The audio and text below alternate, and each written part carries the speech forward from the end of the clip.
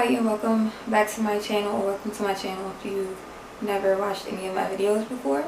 My name is Taylor, and I make kind of like, I guess, military-esque videos, and I'll be putting like other videos and stuff on this channel too, because it's not going to be just about the military. But you know, I'm COVID, so I can't like really go anywhere. Anyway, if you clicked on this video, that means that you want information and you want to know what my most frequently asked questions from people have been. I've actually been asked a lot of questions from like people that I don't necessarily know, or like people ask me stuff from like the other videos and stuff that I posted. So I just thought it would be a good idea for me to go ahead and just make this video. It's not that many questions. It's like there's 11 questions that I got. So I'm gonna address the running questions, preparing for boot camp questions first. So the first question is, when practicing running, do I recommend using a treadmill or running outside? I was really hard-headed when it came to me preparing for boot camp, and people told me that running on a treadmill was not the same thing as running outside or running on a track, and that's 100% the truth, because when you're running on a treadmill, you can change your speeds, you can change your elevations and different things like that, and that isn't necessarily what you need to do, just because of the fact that you're not going to have all of those options when you're doing your PFA or your PRT. So I recommend running outside, and if you can switch it up between running outside and running inside, that's what I would do. Yeah, so no treadmill, yes to running on track. The second question is breathing techniques. So I've had people ask me, do I have any breathing techniques that I recommend? And I'm gonna say no, because I realized when I was in boot camp that like it wasn't necessarily a breathing technique that anybody could give me. It was literally like you have to figure out what is comfortable for you. So some people run and only breathe in and out through their nose. Some people run and only breathe in and out through their mouth. Some people run and breathe in and out through their nose and their mouth, which is what I do. I've found that that's the easiest thing for me. And then the last running question is, what's a sustained run? So I was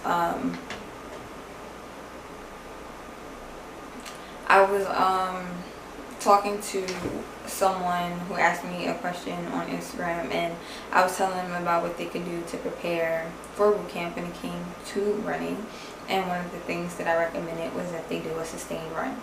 And all a sustained run really is running for a sustained amount of time. So like running for 10 minutes straight, running for 15 minutes straight, running for 20 minutes straight, and not necessarily worrying about how many miles they're running or how fast they're running, but just being able to keep up the endurance. Also, the reason why I decided to answer the running questions first was because, in addition to me doing what workouts should you do to prepare for boot camp, I'm also doing a 10-day running challenge video, and basically that's going to be the run program that I recommend for cutting down your run time for boot camp. So I'm going to post that up once I'm finished recording it, just to see, and to help me also, because like I'm not a runner, right? Just to see how much time I can actually shave off of my run, and if that program helps me, then I'm sure it can help other people as well. And then back to the top, the first question obviously was, when did I graduate boot camp? And I graduated August was it 21st or 23rd? It was one of those days. It was either August 21st or August 23rd was when I actually finally graduated from boot camp.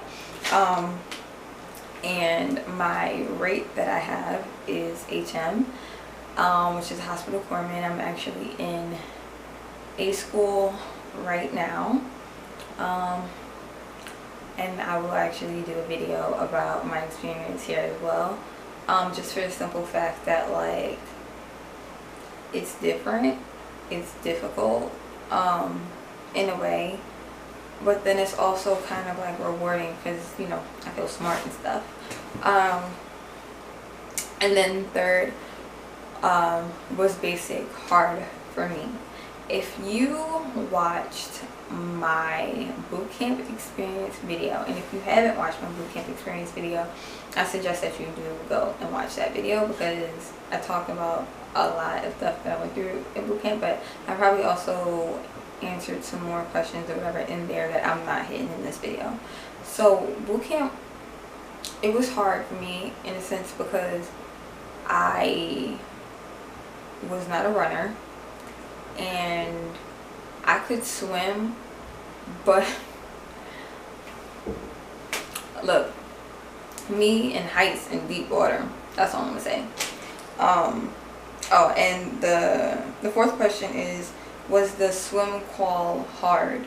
So it depends on what you consider hard. If you can swim, it's not going to be hard because you're literally just swimming. But like, if you can't swim, if you already like depth in, I would suggest that you try to practice swimming or get help swimming and stuff, so you know you don't have to worry about the swim throughout boot camp. But if I had to recommend whether you were going to worry about your swim or your run in boot camp, I would say worry more about your run. You'll get through the swim. You'll get through it.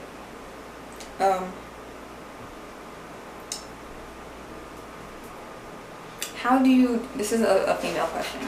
So this was, how do you deal with your menstrual cycle in boot camp? I'm not exactly sure if I touched on this in the video, in my girl talk video, but I'm just going to explain everything that I can explain now, because I actually have really bad cramps. Really, like, I have bad cramps and it's heavy like the first couple of days and everything like that. So I'm just going to give you the information that I can give you based off of what happened to me and what I was able to deal with when I was in boot camp. So females, when you go to boot camp, there's a possibility that you won't get your period at all. Then there's a possibility that you might get it for a longer period of time, and the reason that happens is because of prolonged stress. We're in an environment that we're not used to being in, and we're in a stressful situation that we're also not used to being in. So I was unlucky and I got my period for a longer period of time.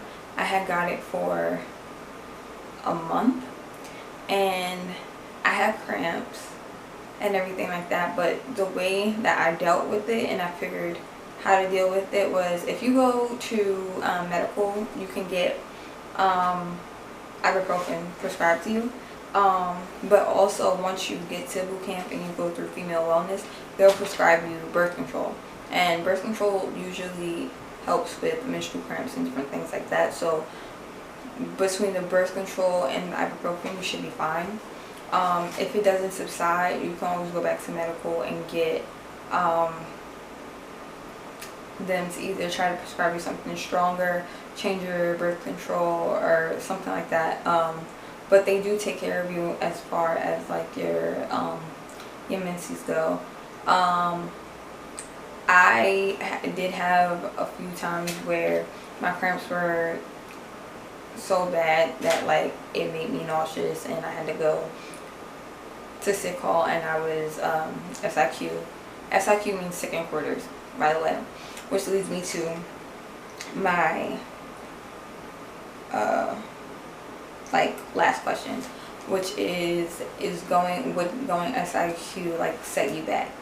The truth of the matter is, going SIQ for like 1 day or 2 days is not going to set you back in training. It shouldn't set you, I'm going to say it shouldn't set you back in training. I don't know, it depends, but it shouldn't set you back in training. It's only 2 days. You can make up anything that you missed usually. RDCs usually help around that. So I wouldn't be so worried or concerned with is my period going to mess me up so bad that like I get set back or in boot camp longer.